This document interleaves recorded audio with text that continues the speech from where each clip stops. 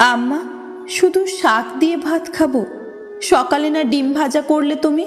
আমার জন্য রাখোনি? তোর জন্য রাখছিলাম আব্বা, কিন্তু তোর ছোট ভাই কখন জানি খেয়ে ফেলছে। ও ছোট মানুষ তো, বুঝতে পারেনি। ছোট ভাই বোন থাকলে বড়দের একটু স্যাক্রিফাইস করতে হয়। বাসায় আর ডিম নেই, তুই শাক দিয়ে খেয়ে নে আব্বা। আমার কথাগুলো শুনে আর কথা বাড়ালাম না, চুপচাপ শাক দিয়ে ভাত খেয়ে নিলাম। আমরা দুই ভাই দুই বোন, আমি সবার বড়। যখন থেকে বুঝতে শিখেছি আমি বড় ছেলে, এরপর থেকে সব কিছুতেই নিজেকে মানিয়ে নিয়েছি। অনেক সময় নিজে না খেয়ে ভালো না পড়ে ছোটদের দিয়ে দিতাম। আব্বা আম্মাকে নিয়ে ভালোই যাচ্ছিল দিন। আমি এবার কলেজে ভর্তি হয়েছি। হঠাৎ ক্লাসে থাকাকালীন খবর এলো আব্বা অসুস্থ।